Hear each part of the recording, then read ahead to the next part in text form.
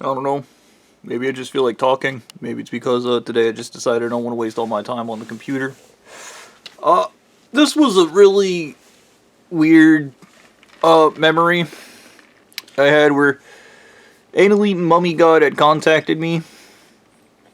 Uh, and he asked me. It's weird that I remember saying I never spoke to this man before when questioned about it a couple times, and now I remember I spoke to this guy a lot. Um, but he asked me, and once again, it's always vague. There's this guy, there's this thing, and it's unbending, and we can't get it to do seemingly what we want it to do. And I was like, so it's unwieldy. And he was like, yes, this object is what he's like, what you would refer to as unwieldy. And I was like,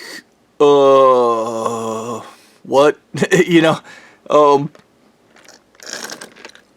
so we got into talking, and this is nobody actually pays attention to my Dove.Love comic, which is why I don't work on it. Um, but he asked me about using something that's unwieldy, and there's an entire arc in my Dove.Love comic called Unwieldy. Um, in my Dove.Love comic, there are weapons specifically designed for killing gods, but they cannot be moved and they cannot be lifted. They're sealed through like magic. And the magics are weird. They're not canonically unbreakable, which makes them more of a narrative. Like this person can use this for X and Y or whatever stupid nonsense. But they're sealed weapons, and they are referred to as like the God Killers. I guess for an example, in Dove.Love's Kingdom of Balance, because Dove and my character is basically just a tank. She's just super fucking strong, and she has she enters a stone skin form that makes her basically indestructible. She has this there's a rod that sticks up out of the ground, and it's one of the unwieldable weapons. And everybody, the myth about it is one day, like, a super powered person will come along to lift the rod out of the ground, and they'll become like a great and super powerful person. Dove, on a whim, gets into a fight with a dude, and the dude basically fucking beats her ass to some extent, and he ends up basically throwing her toward the fucking weapon. She gets her ass kicked, and then basically somebody tells her somebody has to use an unwieldy like weapon or whatever. Like, this guy's a god, he can't be killed through traditional means. So Dove, in a fury, runs over, grabs the rod, and rips it up out of the ground, revealing that it's actually a warhammer, and it's like a cartoonishly giant warhammer. It is something that no physical person could ever fucking wield. And she comes running right back at him with this massive warhammer that whenever it slams down, it creates earthquakes and tremors, and it's called like the Planet Cracker or some crazy shit like that. Some stupid name I cooked up when I was a kid. And basically, yeah, she picks it, she tears the rod out of the ground, and then people realize that, like, because the hammer had been left in place for so long, the entire top part of the hammer had become covered with silt, mud, and dirt. And then the legends changed from a hammer that was placed there by an ancient god to, oh, it's just a divine rod, you know. And she basically just smashes that guy out of existence. Like, just like fucking bloody splatter obliterates him out of existence. The weapons are weird because they're cross-dimensional and intertrans congruent, meaning they exist outside of reality and inside reality. That's what makes them special, and that's what enables them to kill gods. That's like an example.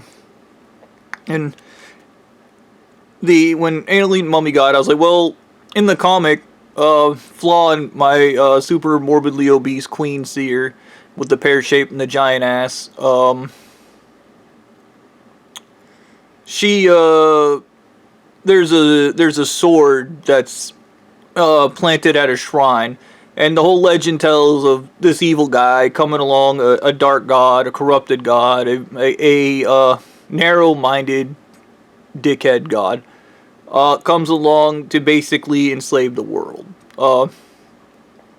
And Flawn and all of her visions can literally match this guy blow for blow, because she's one of the most powerful demigods. Like, there's a kind of hit or miss system I have. It's almost paper, rock, scissors. Like, her powers are dark, so she actually gets power as the sun goes down, and when the sun's up, the good demis get more power, so she's kind of a shadow force person. It's really convoluted and stupid because it was made by a 13-year-old. Okay.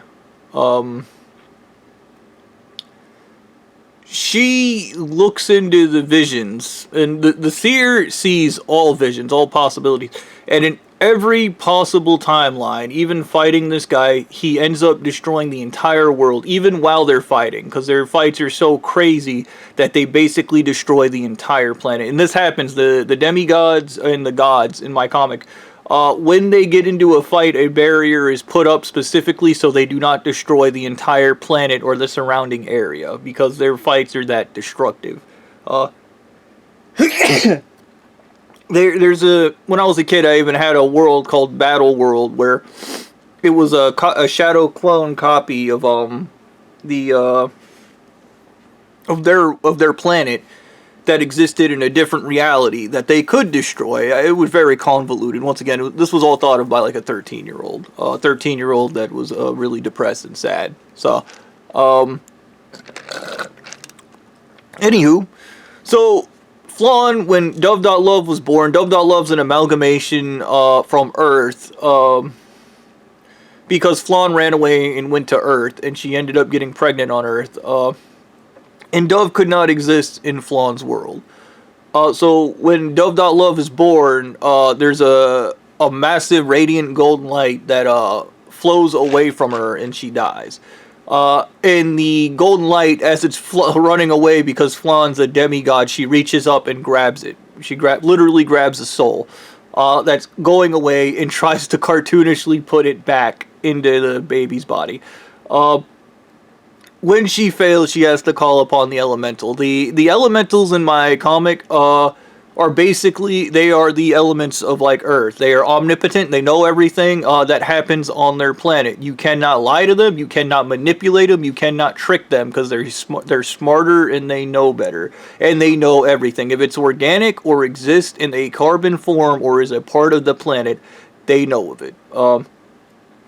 So one of the things the forest elemental can do is bind a soul to a body using what are called soul tethers. And they can create them because she is the element of life. That is her aspect. She's the element of life. The water goddess is basically the element of existence. And the fire elemental or carbon elemental is death. She represents death.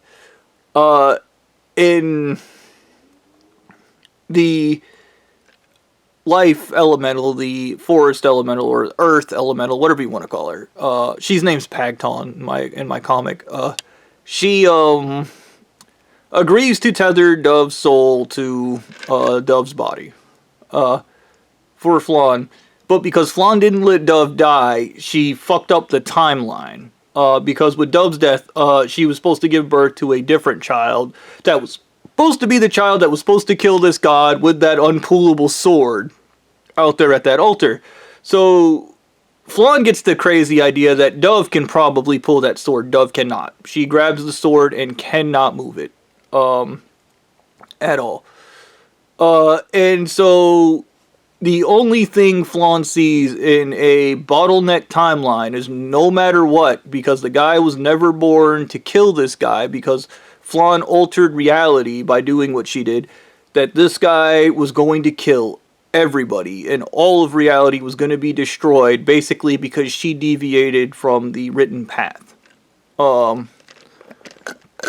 was explaining all this convoluted shit to Anal Eating Mummy God. He must have got a headache fucking talking to me. And he was like, well, what happens? I was like, Flan goes to the altar where the sword is. She fights this guy. Dove.Love comes after him with the Warhammer. And tries to crush him with it. And it doesn't work. I was like, the hammer, once again, specific properties for specific things, but specific reasonings. She can't hit him with it because he's too fast. And Dove is the only person that can lift the Warhammer, but she's not known for speed. The weapon is too massive and difficult. It's not nimble enough for her to actually fucking get him with it. As a result, she ends up destroying like an entire mountain by accident and almost getting a whole bunch of people. And getting, in my original comic, getting a whole bunch of people killed. She accidentally kills a whole bunch of people. She has like trauma and PTSD from it. It's really sad. It's a really depressing universe. She fucking fails completely. And Flan fights this guy toward the sword in the altar, and they basically have a throwdown where she does the proper chanting to put up a barrier and then challenge this guy to a death battle. With the sword that's planted in the ground behind her, and they unleash their ultimate attack, super powered. Flan has the things, the Hollow Rise, which is the shadow army of basically unloved, unwanted people army and enslaved demigods that she can summon. And it's like her ultimate move or whatever. A massive army of undead demigods and gods coming for you. Which is why it's one of the most powerful moves ever. But she basically fights this guy to a standstill. And the way she ends up getting him is she decks him and then spins him around by his legs into the sword by accident. So the sword's sitting down like this, and she swings him into it and cuts his head off.